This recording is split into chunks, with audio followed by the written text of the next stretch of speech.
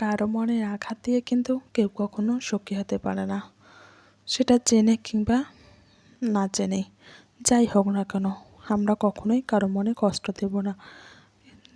কাউকে কষ্ট দিয়ে নিজেও যেমনি ভালো থাকতে পারবো না, অন্যকেও কিন্তু খুশি রাখতে পারবো না। হ্যালো ভিউয়ার্স, আসসালামু আলাইকুম। আজকে আমি আমার কিছুটা কাপড় গুছিয়ে নেব। বাসা চেঞ্জ করার সময় কিন্তু তড়িঘড়ি করে আমি ওয়ার্ডরোবে যেরকমভাবে পেয়েছি সেভাবেই কাপড়গুলো রেখে দিয়েছি। ভাবছি আজকে একটু সুন্দরভাবে গুছিয়ে নেই, আমার প্রিয় আপু ভাইয়াদের সঙ্গেও একটু শেয়ার করে দিই।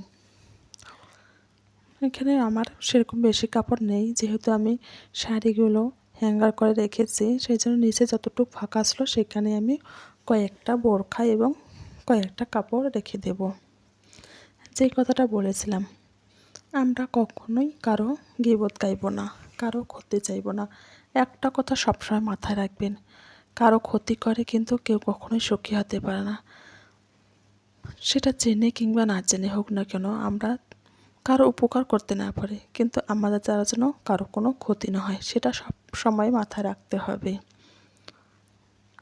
আমরা নিজেরা নিজেদের জন্য কিছু করতে পারি, অবশ্যই পারি, কেন পারবো না? সবাই পারে, কেন আমরা পারবো না? আমরা নিজের যে যোগ্যতা আছে সেটা দিয়ে আমরা কিছু অর্জন করতে চাইব। নিজের যোগ্যতা কাজে লাগাতে হবে। অন্যের কিছু দেখে এসে হিংসা করব, ও এত কিছু হচ্ছে, এত কিছু পাচ্ছে, আমি কেন পাচ্ছি না, এটা কখনোই বলা যাবে না। ও ওর যোগ্যতায় পেয়েছে সমস্ত কিছু। তোমারও তো দুটো হাত আছে, পা আছে, ওর যা আছে তোমারও সবই আছে, তাহলে তুমি কেন পারবে না? তুমি সেই কাজে লাগাও, ব্রেনটা খাটাও, তোমার যে যোগ্যতা আছে সেটা অনুযায়ী তুমি কাজ করো, ইনশাল্লাহ একদিন তুমিও এগিয়ে যাবে। কিন্তু কারো সমালোচনা করাটা ঠিক না। ইউটিউবে আমি কয়েকদিন ধরে দেখছি একটা আপুকে নিয়ে এত বাজে বাজে মন্তব্য করা হচ্ছে, যা বলার মতো না।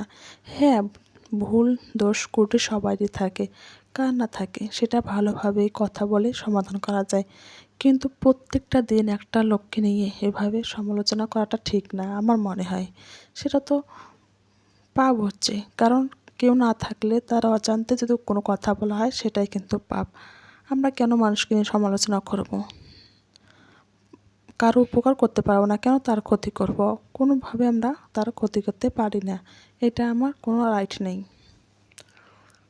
এদিকে আমার ছেলে তো ছবি আঁকছে, আমি তার কাছেই বসে একটু ভিডিও শ্যুট করলাম। ছোটো বাচ্চারা কিন্তু সবসময় পড়াশোনা করতে চায় না, সেই জন্য যখন পড়াশোনা করতে চাইবে না, ওদের এইভাবে কিছু না কিছু আর্টিস্ট করতে দিবেন, রং করতে দিবেন, দেখবেন ওদের মনটা ভালো হয়ে যাবে।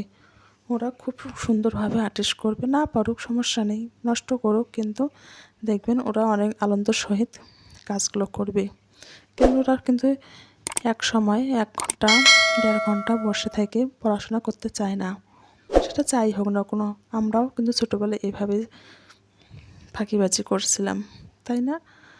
এখন কিন্তু সন্ধ্যাবেলা ওর বাবা কিছু কেক নিয়ে এসেছে, সেটা এখন আমরা খাবো। আজকে কিন্তু আমি সন্ধ্যার কোনো নাস্তা বানিয়েছি, এটাই আমরা সন্ধ্যার নাস্তা হিসেবে খেয়ে নিলাম।